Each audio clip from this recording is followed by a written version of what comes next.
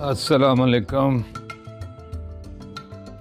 से बिलाल बड़े घुन्ने और मीसने इंसान हो तो। डब्बू बिल्कुल ठीक कहता है, वो सारे उल्टे सीधे फैसले तुम्हारे साथ बैठ के करती है और उसका रोना धोना हमें सहना पड़ता है। ये मुज्जी के साथ भागने का प्लान भी उसने तुम्हारे साथ मिलके बनाया था ना। इसीलिए तो तुम उस दिन दफ्तर से लेके छुट्टी आराम से घर बैठे हुए थे। ये फजूल बातें मत करो। बाबा के साथ प्लान बनाया होता ना तो इतनी आसानी से ना पकड़ी जाती वो। ज्वेलरी का कर्जा भी उतरा नहीं, एक और कर्जा मेरे गले में डाल। मेरे भाई से कर्जा लेके उसे फ्लैट लेके दे रहे हो, ये वापस कौन लौटाएगा? और डीजे से तो बिल्कुल मत एक्सपेक्ट कीजिएगा। जब पैसे लेने की बात आती है ना तो साथ ही मीसनी बन जाती है, जब वापस देने की बात आती है तो आंखें माथे पे रख लेती है। कितने पैसे मेरे आज तक उसने वापस नहीं किए, और बेचारे डब्बू 2-2.5 हजार उसके रेंट के, कोई नामो निशान ही नहीं है दूर दूर तक। और किसी को परेशान होने की जरूरत नहीं है।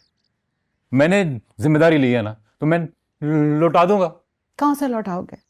हमारा पेट काट के? तो पेट काटना पड़ता है बेटियों के लिए। तुम्हारी बहन ने भी तो प्लॉट बेच दिया था बेटी की शादी के लिए। बिलाल, ये भी तुम्हारी बेटी है? जी हाँ। कल को इसे भी यूनिवर्सिटी भेजना है कि नहीं? डब्बू को बोर्डिंग स्कूल भेजना, उसका खर्चा, ये खर्चे भी करने हैं कि नहीं? अल्लाह मालिक है। हाँ, अल्लाह मालिक है। ये तसल्ली तुम उसे क्यों नहीं देते हो जो खामखा के नखरे कर रही है?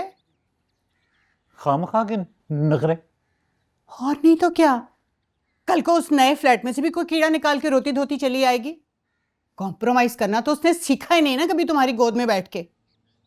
हाँ वाकई, कॉम्प्रोमाइज करना ही तो हम सिखाते हैं अपनी बेटियों को, कि जहां हो बस वहीं रहो और सिसक सिसक के वहीं रोती रोती मर जाओ। हमारे पास ना हो, हमें बॉदर ना करना हमें। तो मुझी से क्यों नहीं कहती वो? अपनी माँ से कहे जाके, वो करोड़पति औरत है, वो हमारी खाली जेबों में क्यों हाथ डालता है? ये भी तुम्हारी बेटी है लुबना, कुछ खराबियां तो उसमें तुम्हारी वाली होंगी। तुम भी तो दुर्दाना सदीकी की वो शान शौकत छोड़ के मेरे साथ खाली हाथ आ गई थी। कॉम्प्रोमाइज करना सिखाओ। अम्मी वैसे अपने वक्त में ना आपने बिल्कुल डीजे जैसी उल्टी पुल्टी हरकतें की हैं।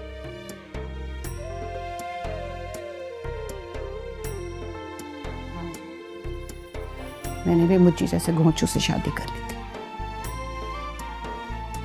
मैं ठीक लग रही हूँ मुज्जी?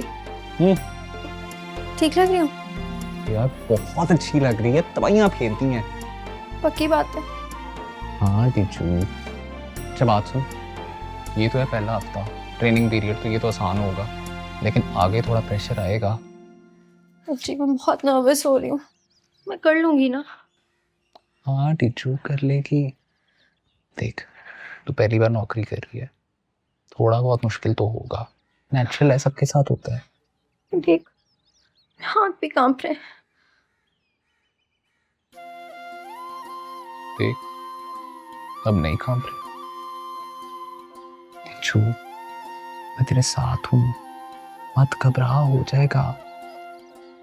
और तेरे में बड़ा पोटेंशियल है, तेरे मार्क्स हमेशा मेरे से अच्छे आते थे या नहीं आते थे ना? हाँ तो फिर।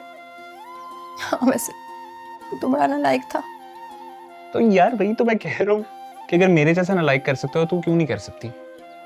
और तू तो गुड्डू बिल्ला की बॉस भी रह चुकी हुई है, घबरा क्यों रही है? वैसे वो तुम्हें किधर गायब हो गए? मैं मिस करती हूँ उनको। अंडरग्राउंड हो गया ना दोनों। ऐसे जाना है ऑफिस। चलो जल्दी से चाय पी ले, फिर तेरे मेट्रो छोड़ के आऊँ। नहीं मैं खुद जाऊंगी, वरना आदत हो जाएगी। काम शुरू ही किया तो फिर ढंग से करें। चल रस तो खा ले। और पे दे देता ना। Good luck.